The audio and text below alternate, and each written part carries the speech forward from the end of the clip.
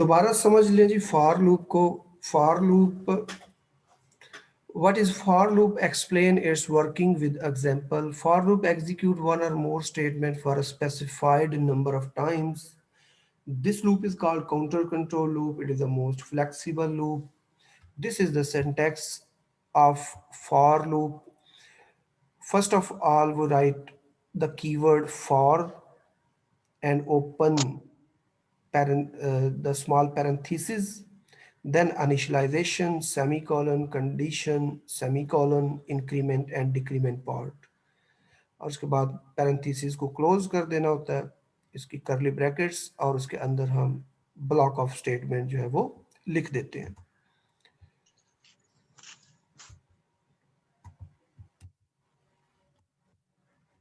for loop को हम इस तरह भी लिख सकते हैं, इसमें इनिशियलाइजेशन और इंक्रीमेंट डिक्रीमेंट वाला पार्ट जो है ना वो आप ऑप्शनल भी छोड़ सकते हैं। अगर नहीं है, आपने इनिशियलाइजेशन पहले कर ली हुई है तो उसको छोड़ के सेमीकोलन लगा सकते हैं। कंडीशन देनी ज़रूरी है और कंडीशन का सेमीकोलन और इंक्रीमेंट डिक्रीमेंट वाला पार्ट भी आप अलग से लूप बॉडी के अंदर कर सकते हैं। वर्किंग क्या होती है कि इसकी जो आइट्रेशंस हैं, यानी लूप ने कितनी दफ़ा चलना है, वो डिपेंड करता है वेरिएबल की इनिशियलाइजेशन की हुई वैल्यू के ऊपर, उसकी कंडीशन के ऊपर और इंक्रीमेंट डिक्रीमेंट पार्ट के ऊपर। तीनों तरह के लूप जो हमने पढ़े हैं, पहले दो पढ़े हैं और ये तीसरा है, हर लूप जो है वो इन्हीं तीन चीज़ों के ऊपर डिपेंड करता है कि वेरिएबल का जो वेरिएबल है उसको इनिशियलाइज कहाँ से किया है, उसकी कंडीशन क्या है और इंक्रीमेंट डिक्रीमेंट पार्ट क्या कहता है। Initialisation is executed only once. Initialisation वाला काम सिर्फ एक दफा होता है। After initialisation condition is evaluated, यानी कंडीशन चेक होती है। अगर ये ट्रू होती है तो लूप चलता है और ये तब तक लूप चलता रहता है जब तक कंडीशन ट्रू रहेगी। देन इंक्रीमेंट डिक्रीमेंट पार्ट, और उसके बाद इंक्रीमेंट डिक्रीमेंट पार्ट है। ये सारी एक्सप्लेनेशन जो है ये इस फ्लो चार्ट से हमें समझ आ जाएगी इजीली। यहाँ से लूप के ऊपर वाला हिस्सा है प्रोग्राम का, ये लूप की इनिशियलाइजेशन हो रही है, उसके बाद कंडीशन चेक होती है, कंडीशन ट्रू हो तो लूप बॉडी में आते हैं और फिर इंक्रीमेंट डिक्रीमेंट वाला पार्ट चलता है और ये फिर सो ऑन, ये सर्कल इस तरह से चलता रहता है जब तक कंडीशन ट्रू रहती है। और इसको समझने के लिए हमने एक दो प्रोग्राम किए थे जिसमें काउंटिंग फ्रॉम 1 to 10, 1 से 10 तक काउंटिंग जो है इसको डिस्प्ले करना। उसके लिए क्या प्रोग्राम बनेगा, एक वेरिएबल जो कि हमें हर सूरत चाहिए होता है लूप को बनाने के लिए, इंट n इक्वल टू 1 ये उसका इनिशियलाइजेशन है, n less than equal to 5 ये उसकी कंडीशन है, और n प्लस प्लस इंक्रीज आप कितना करना चाहते हैं। आप सीरीज बनाना चाहते हैं तो एक का इंक्रीज करेंगे, आप दो दो का जंप सीरीज में लेना चाहते हैं तो आप दो का इंक्रीज कर सकते हैं, तीन का इंक्रीज कर सकते हैं, जो भी है इंक्रीज करना जरूरी है, यहाँ पे डिक्रीज करना जरूरी है। यहाँ पे ये जरूरी नहीं है कि आप इसको इंक्रीमेंट ऑपरेटर से ही इंक्रीज करें। इसके लिए आप n equal to n plus 1 भी लगा सकते हैं, आप n equal to n plus 2 भी लिख सकते हैं, या वट एवर जो भी इंक्रीज करना हो वो किया जा सकता है। उसके बाद ये प्रिंट एफ है, ये वाला प्रोग्राम भी हमने किया था जिसमें 10 से लेके 1 तक काउंटिंग डिस्प्ले करवाई थी। तो n इक्वल टू 10, इनिशियलाइजेशन जो हो रही है वो 10 से हो रही है, क्योंकि ये अब डिक्रीज करना है, डिक्रीज करके 1 तक जाएगा तो यहाँ पे इंक्रीमेंट डिक्रीमेंट में डिक्रीज करेंगे, n माइनस माइनस करेंगे, और जो कंडीशन होगी वो होगी n greater than equal to 1, और प्रिंट एफ में n की वैल्यू को प्रिंट कर देंगे। तो जब ये चलेगा प्रोग्राम तो ये 10 से लेके 1 तक काउंटिंग डिस्प्ले करेगा। उसके बाद ये वाला एक प्रोग्राम है जिसमें कह रहा है कि जी आप ए से लेके जेड तक तमाम अल्फ़ाबेट्स जो हैं उसको डिस्प्ले करवाएं। तो अल्फ़ाबेट को डिस्प्ले करने के लिए एक कैरेक्टर वेरिएबल ले सकते हैं $ch, और ch की वैल्यू ए से शुरू करनी है, स्टार्टिंग वैल्यू ए है, एंडिंग वैल्यू z है, और ए से जेड तक जाने के लिए इंक्रीज करना पड़ेगा इस वेरिएबल को सी एच प्लस प्लस और प्रिंट एफ सी एच। इसको अगर हम ट्राई करें, display alphabet from A to ji,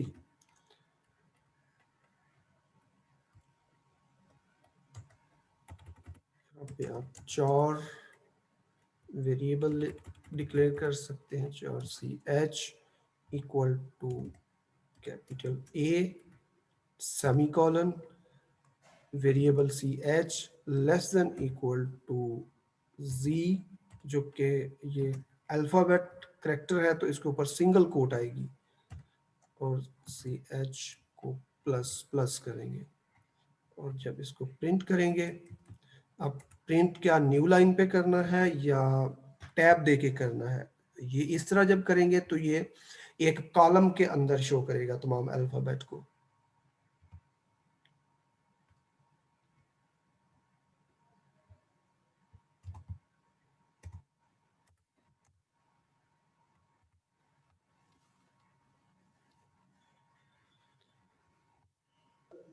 percentage D का क्योंकि इस्तेमाल किया हुआ है तो परसेंटेज डी जो है ये उसने उसके क्या दिखाई है, हमें आस्की वैल्यूज दिखा दी हैं। तो हम यहाँ पे करेक्टर को शो करना चाहते हैं तो परसेंटेज सी का इस्तेमाल करेंगे।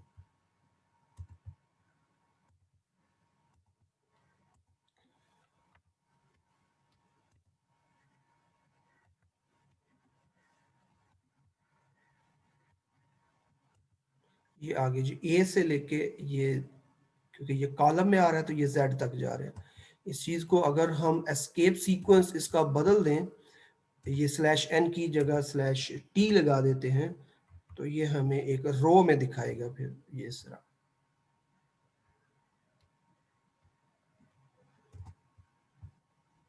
अगर टी भी नहीं लगाना चाहते तो आप यहाँ पे अगर इस तरह करेंगे तो ये सारे इकट्ठे शो करेगा।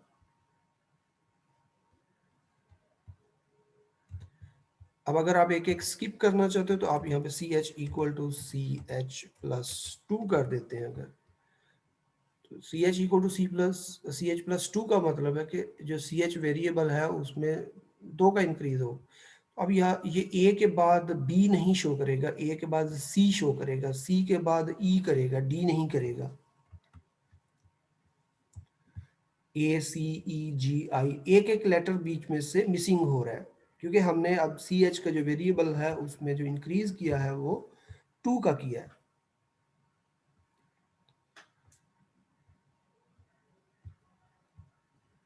नेक्स्ट प्रोग्राम कर लेते हैं, इसमें हम कर लेते हैं कि जी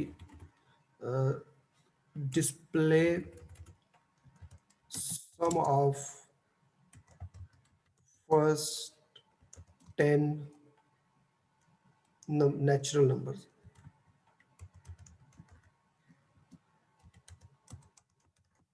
हम कहते हैं कि हमने फर्स्ट 10 नेचुरल नंबर्स जो हैं उसका सम डिस्प्ले करना है। फर्स्ट 10 नेचुरल नंबर का सम। सबसे पहले आप क्या करेंगे, नेचुरल नंबर्स तो जनरेट करेंगे। पहले हमें नेचुरल नंबर जनरेट करने पड़ेंगे, वो हमें पहले आने चाहिए। नेचुरल नंबर किस तरह से जनरेट करने हैं, तो नेचुरल नंबर जनरेट करने के लिए यहाँ पे अलग से भी वेरिएबल ले सकते हैं, वहां पे भी डिक्लेयर कर सकते हैं। एक वेरिएबल हमने ले लिया N, N equal to 1, N less than equal to 10 और एन प्लस प्लस। ये तो हो गए नेचुरल नंबर्स जो कि हमें ये दिखा रहा है। अब दूसरा काम है कि हमने सिर्फ नेचुरल नंबर डिस्प्ले नहीं करने बल्कि इनका सम भी निकालना है और वो भी डिस्प्ले करना है। तो सम निकालने के लिए क्योंकि एक और स्टेटमेंट बनानी पड़ेगी तो यहाँ पे हमें अब फॉर की ब्रैकेट लगानी पड़ेगी। अगर ब्रैकेट ना लगाएंगे तो फॉर एक स्टेटमेंट के साथ तो वर्क करता रहेगा लेकिन बाकी स्टेटमेंट से वो निकल जाएगा। तो ये अब फॉर की बॉडी बन गई है। फॉर की बॉडी के अंदर एक प्रिंटफ लगी हुई है और उसके बाद हमने निकालना क्या है, सम। तो यहाँ पे हम sum equal to sum plus N कर देंगे, sum equal to sum plus N.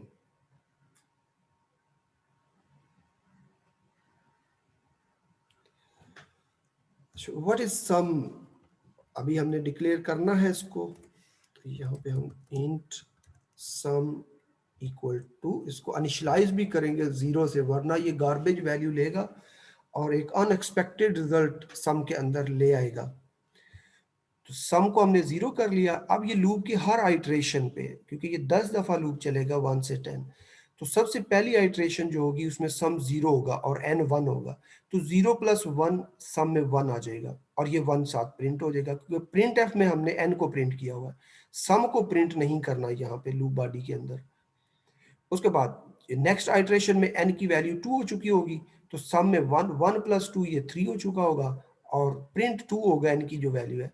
फिर ये सो ऑन, ये तमाम आइट्रेशंस लेता रहेगा और जैसे ही ये लूप टर्मिनेट हो तो लूप बॉडी के बाहर आके हम प्रिंट एफ लगाएंगे और यहाँ पे सम को डिस्प्ले करेंगे, sum equal to percentage D slash N comma sum. अब हम चेक करते हैं कि ये सम कैसे आया, क्या निकला है सम।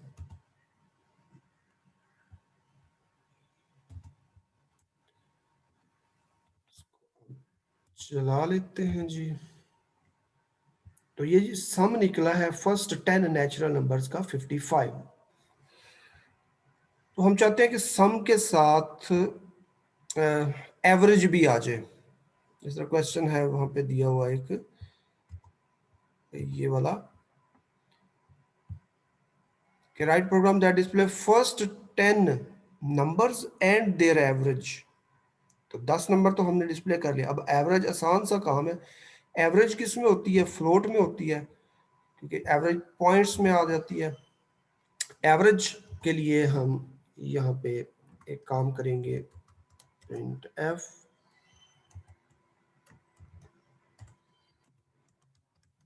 Average is average. तो एवरेज फ्लोट टाइप की होगी, कॉमा सम आ चुका है, तो अब सम डिवाइडेड बाय टोटल नंबर कितने हैं इस जो लूप जिनका सम निकला है वो 10 है, तो नंबर ऑफ आइटम्स कितने हुए 10, 10.0। फ्लोट के लिए 10.0 यूज करेंगे, तो ये निकला था 55 फर्स्ट 10 नेचुरल नंबर्स का जो सम। तो 55 को जब ये 10 से डिवाइड करेगा तो ये क्या निकलेगा, यहाँ पे 5.5 एवरेज आ जाएगी। ये आ गया जी सम 55 और फर्स्ट 10 जो नंबर्स हैं उसकी एवरेज निकली है 5.5 और 50, क्योंकि ये पर्सियन होती है फ्लोट की 6। इस तरह से ये 10 नंबर्स भी डिस्प्ले हो गए और ये उनकी एवरेज आ गई। सिंपल सा ये प्रोग्राम था।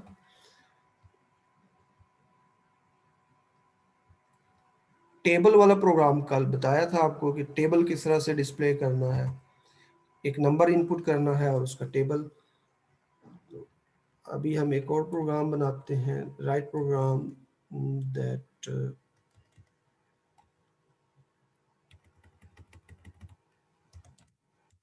input a number and display its factorial।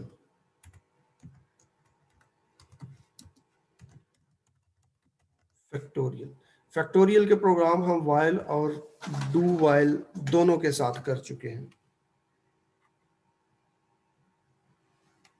Factorial का प्रोग्राम हम while और do while दोनों के साथ। तो उसके लिए वेरिएबल आप लेंगे, एक n ले लें, एक c ले लें और एक f ले लें।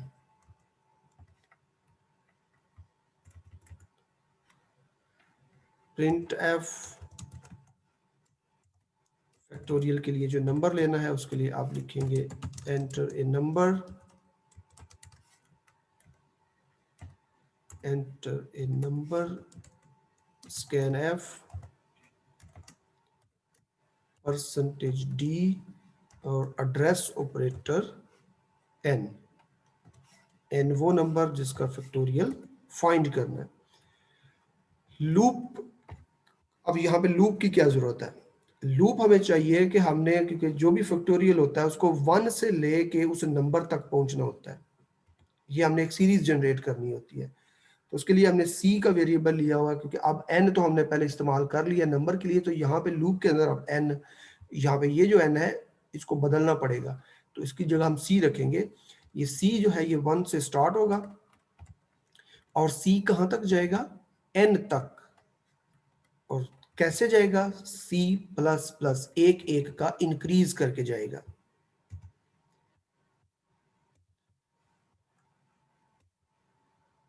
इसके बाद हम क्या करेंगे, यहाँ पे f equal to f multiply c। f में क्या है हमारा? फैक्टोरियल आना है।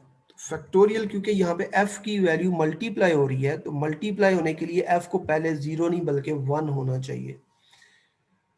अब ये जो काम हो रहा है ये क्या हो रहा है? ये 1 से लेके n तक लूप लगा हुआ है। सपोज हम कहते हैं कि जी हमें 5 का फैक्टोरियल चाहिए, तो ये लूप जो है ये 1 से लेके कहाँ तक चल रहा होगा? 5 तक चल रहा होगा। अगर हमें 5 का फैक्टोरियल मालूम करना है तो हमने सपोज किया है, लेट किया है, ये फिक्स नहीं है कि 5 ही है, n की वैल्यू कुछ भी हो सकती है। हम कहते हैं कि चले 5 ही था, तो ये फिर लूप क्या बनेगा? ये 1 से 5 तक चला होगा। उसके बाद ये क्या है? f multiply C. f की वैल्यू है 1 और c की वैल्यू भी है ये, क्योंकि ये c जनरेट कर रहा है तो c भी शुरू में 1 होगा। 1 मल्टीप्लाई 1 ये 1 आएगा। फिर ये नेक्स्ट आइटरेशन में c 2 हो जाएगा, तो ये 1 मल्टीप्लाई 2, f की वैल्यू 2, फिर ये c क्या हो जाएगा? 3, तो 2 मल्टीप्लाई 3 ये क्या बनेगा? 6, सो ऑन। फिर ये 6 मल्टीप्लाई 4 ये 24, और फिर ये 24 मल्टीप्लाई 5 तो 120। तो f में 5 दफा लूप चलने के बाद जो वैल्यू होगी वो 120 होगी। यहाँ पे हम फैक्टोरियल इज, जो फैक्टोरियल की वैल्यू होगी वो शो कर देंगे और इस चीज को हम डिलीट कर देंगे। ये हमने कि सिर्फ 5 का नहीं है, ये एक जनरल प्रोग्राम है, ये किसी भी नंबर का फैक्टोरियल हमें निकाल के दे देगा। इसको नंबर देंगे 6, तो ये हमें कहेगा इसका फैक्टोरियल क्या है? 720। हम इसको देंगे 5। ये छोटे नंबर इसलिए दे रहे हैं ताकि हम इसको वेरीफाई भी कर सकें कि वाकई ये हमें सही रिजल्ट दे भी रहा है या नहीं। वरना देने को तो हम 100 का फैक्टोरियल भी फाइंड करवा सकते हैं, लेकिन 100 का फैक्टोरियल जो ये शो करेगा तो हम उसको वेरीफाई नहीं कर सकते कि क्या वाकई इसने शो किया या हमारे प्रोग्राम में गलती थी। तो गलती फाइंड करना भी हमारा काम है पहले, कि हमारा प्रोग्राम वैलिड रिजल्ट दे भी रहा है या नहीं। तो ये 5 का फैक्टोरियल अगर हम वैसे भी कैलकुलेट कर लें रफ वर्क के तौर पे, तो ये 120 ही निकलेगा और हमारा प्रोग्राम भी 120 ही शो कर रहा है। इसका मतलब प्रोग्राम बिल्कुल ठीक है। टेबल वाला था, write program that input number and display its table. तो टेबल वाला जो है उसमें भी आप n ले सकते हैं, c, ये तो दोनों वही होंगे। एक वेरिएबल खत्म कर देते हैं, एंटर नंबर n, ये वो नंबर है जिसका टेबल आना है। c जो है ये 1 से 10 तक आप चला देंगे, क्योंकि टेबल जो है वो नॉर्मली 1 से 10 तक का डिस्प्ले हो रहा होता है। यहाँ पे अब एक प्रिंट एफ लगा देंगे।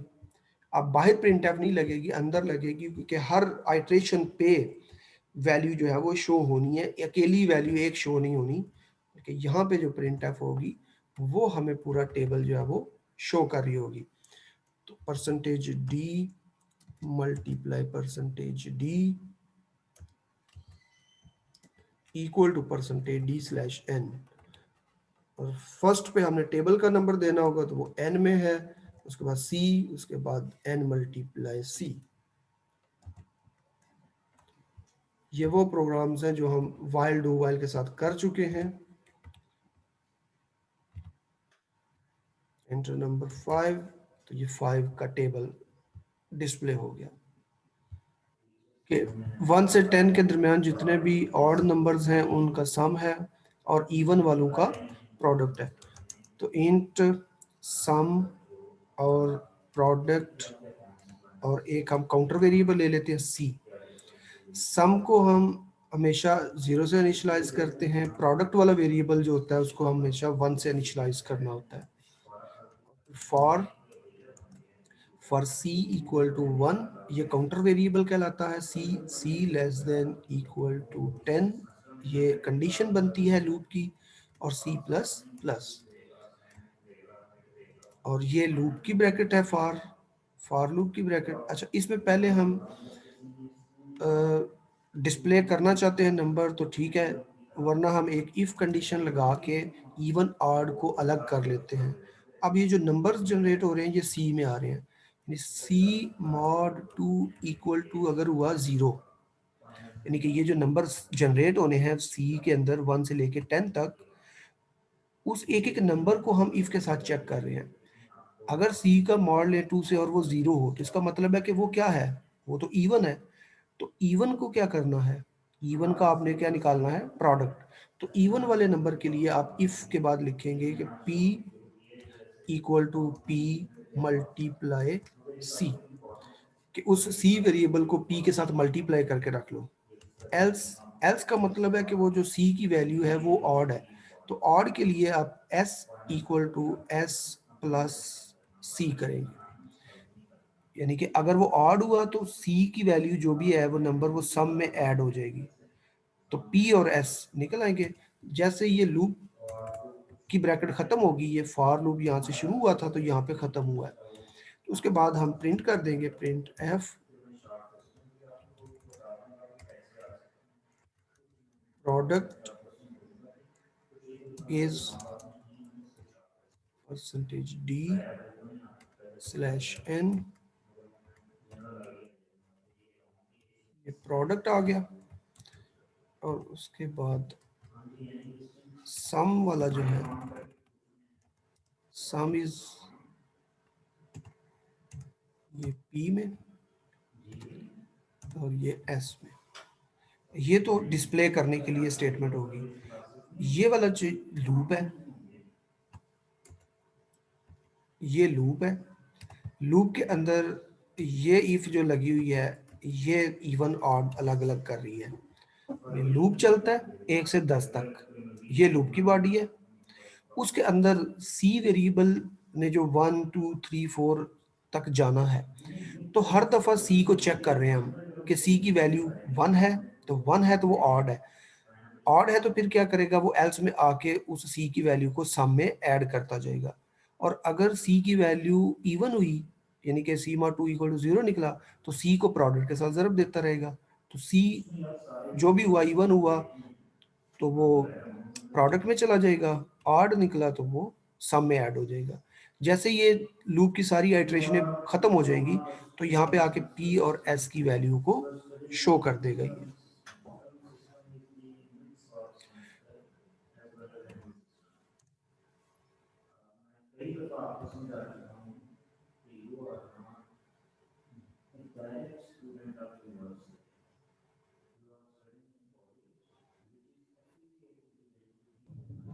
इंट मेन, अच्छा क्या गलती आ रही है जी।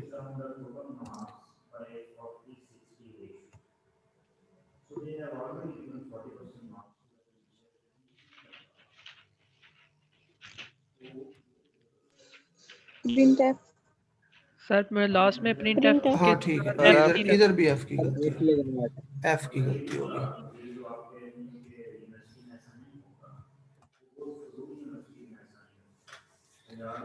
ये है जी प्रोडक्ट और ये है सम, यानी 1 से 10 के अंदर जो इवन थे उनका प्रोडक्ट निकल आया है और जो ऑड वाले थे उनका सम निकल आया है।